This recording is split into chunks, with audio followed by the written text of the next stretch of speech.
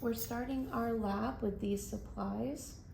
We have with us a flask, we have an antacid tablet, we have water that we are using, and we have a balloon and a stopwatch that we are using. So the first thing that we're going to do as part of our procedure is make sure we wash our hands when we do a lab.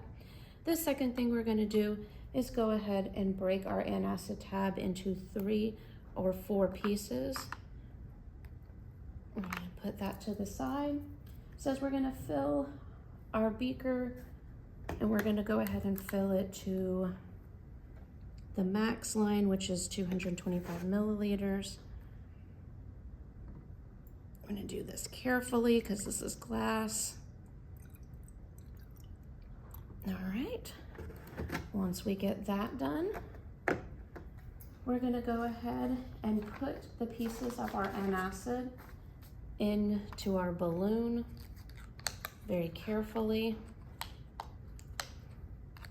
We're going to put those pieces down in there. If you have a person helping you, this would be a great time to have them open it up while one of you puts the pieces in.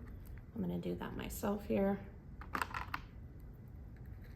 There we go. Almost all of our pieces are in. All right. And again, this is where having extra people at your lab table is great, because you can have one person get ready to put this on while the other person holds the pieces so they don't drop down. But before you get to the next part, what do you think will happen once the antacid tablet pieces interact with the water? For number 3 on your lab sheet, you're going to go ahead and write your prediction for that now. If you're watching this, go ahead and pause it and write your prediction for number 3. All right. After I write my prediction, I'm going to have one person make sure that they hold the tablet so that they don't go in just yet. The other person is going to very carefully, using both of your hands, hold on to it so it doesn't fall or break. What you will have at the end of that is going to be your tablets in the end while this is nice and secure. It says that we're going to add the tablets to the bottle and observe what happens for 2 minutes. So I'm going to grab my timer to make sure that I time my 2 minutes. I'm going to set my 2 minutes, and I'm going to start it as soon as I drop my tablets. So I'm going to shake those down into the bottle and start my timer.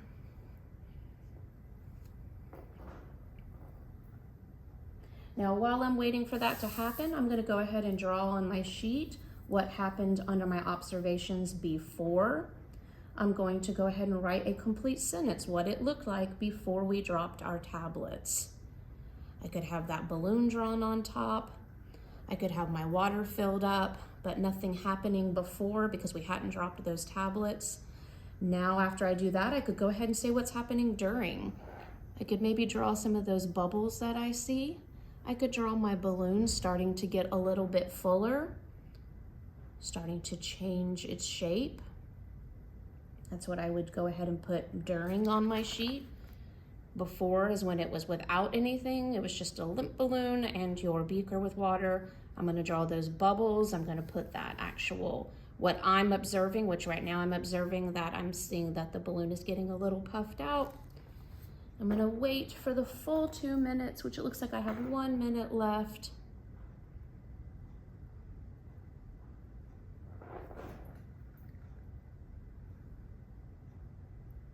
All right, almost to that 2 minute mark.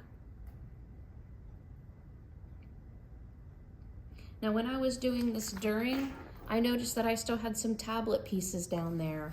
When I get ready to record my observations after, no tablet pieces, everything's dissolved nice and neat. Still lots of bubbles making their way to the surface. Maybe I might draw some of those bubbles during reaching to the surface. And again, I'm noticing that my balloon is now full of something.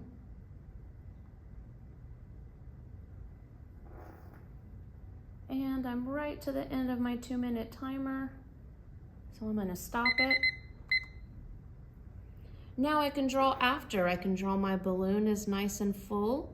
I can draw that I still have some bubbles, but not as many at the surface, and definitely no tablets down below. Now is the point where I can go ahead and answer my questions about analyzing and interpreting my data. And then I'll move on to the rest of the things. You can refer back to this video as you're answering questions, just like you can refer back to your experiment as you're doing it in the lab today.